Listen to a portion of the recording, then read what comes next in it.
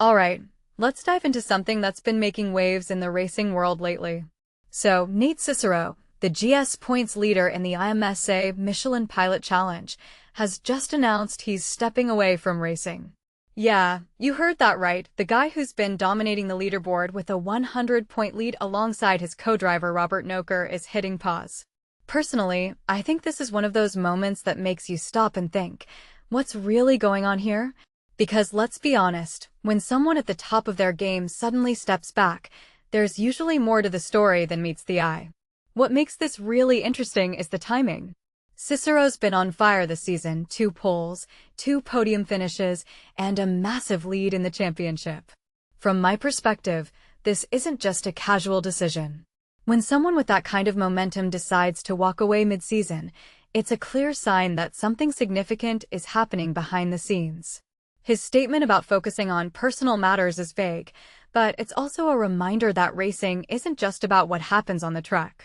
These drivers are humans first, and sometimes life throws curveballs that even a Mustang GT4 can't outrun. One thing that immediately stands out is the impact this has on the championship. Cicero and Noaker were basically the team to beat this season. Now, with Cicero stepping down, the entire dynamic shifts. Who's going to replace him?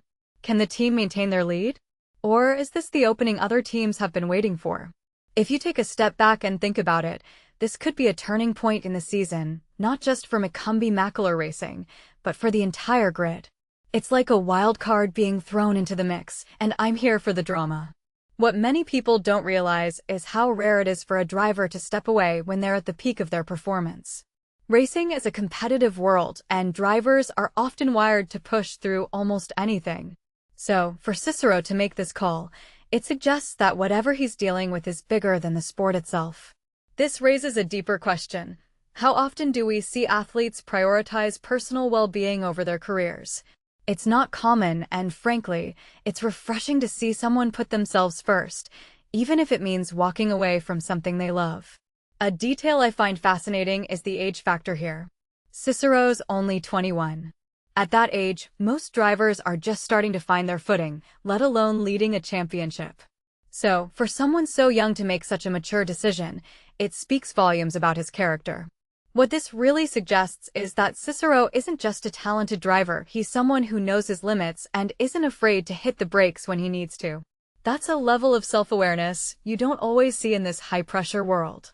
Now, let's talk about the team. McCumbee McAleer Racing has been on a roll this season, and Cicero's departure is undoubtedly a setback. But here's the thing. How they handle this will say a lot about their resilience. Personally, I think this is their moment to show what they're made of. Can they find a replacement who can keep the momentum going? Or will this be the crack that lets other teams catch up? It's a high-stakes situation, and I'm curious to see how it plays out. Finally, let's not forget the broader implications here. Cicero's decision is a reminder that success isn't just about winning races, it's about balance. In a sport where every second counts, taking a step back to focus on personal matters is a bold move. It's a reminder that sometimes, the bravest thing you can do is slow down. So, as we watch the next race at Virginia International Raceway, let's not just focus on who's leading the pack. Let's also think about the human stories behind the wheel. Because at the end of the day, that's what makes this sport so compelling. So, what do you think? Is Cicero's decision a game-changer for the championship? Or is this just a temporary pause in a much bigger story? Let me know in the comments below. And hey, if you're enjoying this kind of deep dive into the world of racing, don't forget to hit that like button and subscribe for more.